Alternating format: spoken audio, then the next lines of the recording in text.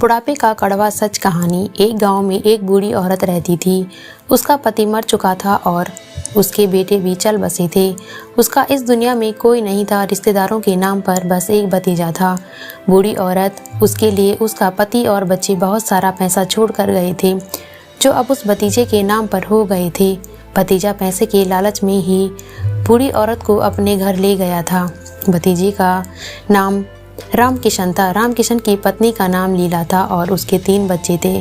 बूढ़ी अम्मा को वह ना तो टाइम से खाना देता और ना ही उसकी देखभाल करता, बस उनके पैसों को उसे लालचता। इसलिए रामकिशन ने उसे अपने घर में रखा था। रामकिशन के बच्चे लड़के भी बूढ़ी अम्मा को बहुत परेशान करते थे।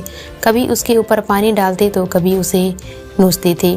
बूढ़ी अम्मा उन पर चिल्लाती थी और गालियां देती थी जब उसे वह खाना खाने के लिए कुछ भी नहीं देते। रामकिशन की पत्नी लीला बूढ़ी अम्मा को रात का बचा कुचा खाना ताने मार कर दे देती और बोलती थी, ले बुढ़िया खा ले।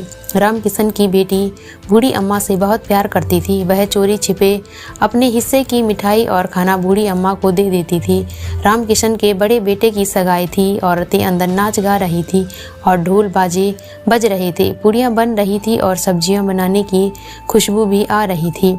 बूढ़ी अम्मा सोच रही थी कि पता नहीं कब मुझे खाना देंगे। बूढ़ी अम्मा रामकिशन की पत्नी के डर से बाहर नहीं निकली। वह अपनी कोठी में ही बैठी खाने के लिए देख रही थी, क्योंकि उसने 2 दिन से कुछ भी नहीं खाया था। वह सोचती कि मुझे तो यह लोग रोटी भी नहीं देते, फिर इतनी बढ़िया बढ़िया पूड़ियाँ क्यों देंगे। बूढ़ी अम्मा को भी पूरियों की खुशबू आ रही थी। उसने सोचा कि फूल के पास जाकर उसकी महक और भी अच्छी लगती है, क्यों न मैं हलवाई से 2 पूरी मांग लूं। फिर वह पैरों के बल सरकती हलवाई के पास बोली और वहां जाकर ऐसे देखने लगी जैसे भूखा देख रहा हो। बूढ़ी अम्मा हलवाई से कुछ कहने ही वाली थी कि उसने देखा रामकिशन की पत्नी लीला कभी उधर जाती, कभी हलवाई के पास आती, कभी कहीं और बोलती, खाना बना है या नहीं, सब खाने का इंतजार कर रहे हैं। इतने में ही उसने बूढ़ी काकी को वहां देखा। वह ऐसे छुट्टी जैसे सांप नेवले पर और उसका हाथ पकड़कर अंदर ले गई। बोली, तुम्हारा पेट है या क्या? अच्छे से बैठा नहीं जाता? अभी तक भगवान का भोग भी नहीं लगा और मेहमानों ने खाना भी नहीं खाया और तुम खाना खाने के लिए बाहर कैसे आ गई हो? बूढ़ी अम्मा ना कुछ बोले ना रोई, चुपचाप खिसकती हुई अपनी कोठरी में चली गई। भोजन तैयार हो गया। सब मेहमान खाने लगे, कुछ अंदर कुछ बाहर। बूढ़ी अम्मा अपनी कोठरी में चली गई। बोली, मैं बाहर क्यों गई थी? मैंने बेकार में उसे गुस्सा दिला दिया। अब वह मुझे खाना भी नहीं देंगी। उसके पेट में वह पूरियों की खुशबू बार बार आ रही थी। वह सोच रही थी कि अब मैं कब प्लेट लग गई होंगी, अब मेहमान खाना खाने लग गए होंगे और तिलक की रस्म शुरू हो गई होगी। बूढ़ी अम्मा ने सोचा, अब बाहर जाकर देखती हूँ, अब तो सब काम करके चले गए होंगे। रहा नहीं गया और उसे दोबारा सरकती हुई बाहर आ गई। उसने आकर देखा, अभी तो कोई उंगलियां चाट रहा था, कोई दही पी रहा था, कोई पूरियां खा रहा था और सब कुछ बूढ़ी अम्मा को देख रहे थे और बोले, अरे यह बुढ़िया कहाँ से आई है? इतने में रामकिशन ने अम्मा को देख लिया। देखते ही उसने पूरियों की थाली नीचे गिरा दी और गुस्से से बोला, तू यहाँ क्यों आई है? और घसीटते हुए वापस कोठरी में ले गया। रामकिशन की बेटी लाडली यह सब देख रही थी। उसे बहुत दुख हुआ। वह चिल्लाई और बोली, अगर मेहमानों से पहले अम्मा खा ले तो क्या बिगड़ जाएगा? यह मेहमान भी तो खाना खा रहे हैं। पर वह अपने माता पिता के डर से और कुछ न कर पाई। उसने अपने हिस्से की पूरियां एक बर्तन में रख दी कि बाद में अम्मा को दे देगी। बस मेहमान चले गए। रात में उसकी माँ और पिता भी सो गए। तब वह चुपके से उठी और अम्मा की तरफ जाने लगी। रामकिशन ने उसको अम्मा के पास जाते हुए देखा तो वह अम्मा को घसीटते हुए लाया। उसके पैरों में पत्थर से चोट लग गई थी और वह बेहोश हो गई थी। उसे कुछ याद नहीं था। अब अम्मा को थोड़ा बहुत होश आया। उसने सोचा, अब तो सब मेहमान खाकर चले गए होंगे। इन पूरियों की वजह से बेकार में इतनी चोट खाई। इस भूखे पेट का क्या करूं?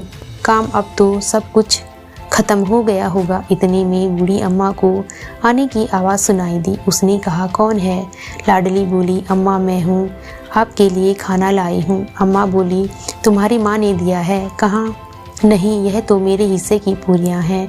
उनमें सिर्फ 4 ही पूरी थी। अम्मा ने वह जल्दी जल्दी खाई। अब पूरियों को खाकर और भूख लगने लगी। बोली, और ले आओ लाडली। लाडली ने कहा, अब तो अम्मा मुझे मारेंगी। अम्मा ने कहा, तो मुझे वहाँ ले चलो जहाँ सब मेहमानों ने खाना खाया था। लाडली अम्मा को वहाँ ले गई। वहाँ अम्मा और जूठे बर्तनों में पूरियाँ उठा उठा कर थोड़ी बहुत खाने लगी और बची सब्जी चाटने लगी। अम्मा सोच रही थी कि मैं यह सब क्या कर रही हूँ। अगर आज इन लोगों ने मुझे खाना दे दिया होता तो शायद मुझे बर्तन न चाटने होते।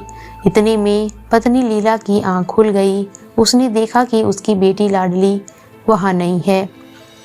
उसने इधर उधर देखा, फिर देखा कि लाडली जूठे बर्तन के पास खड़ी है।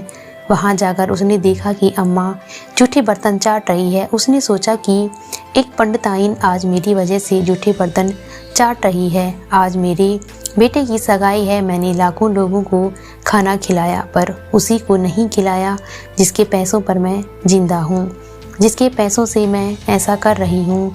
उसे बड़ा बुरा लगा। वह रोने लगी और भगवान से प्रार्थना करने लगी कि मुझे माफ़ करो, मुझे इसका दंड मत देना। वह वापस अंदर गई और जाकर एक थाली में सारा भोजन लगाकर अम्मा के पास बैठकर बोली, लो अम्मा, मुझे माफ़ कर दो और खाना खा लो। जैसे एक बच्चे को टॉफ़ी दे देने से वह बहक जाता है, उसी तरह मैं खाने की थाली देखकर सब कुछ भूल गई और उसने उसे माफ़ भी कर दिया। तो आशा करती हूँ कि आपको ये कहानी पसंद आई होगी। कहानी पसंद आई हो तो लाइक, सब्सक्राइब और शेयर करें। इस कहानी के बारे में आपकी क्या राय है हमें कमेंट के द्वारा ज़रूर बताइए। वीडियो देखने के लिए धन्यवाद।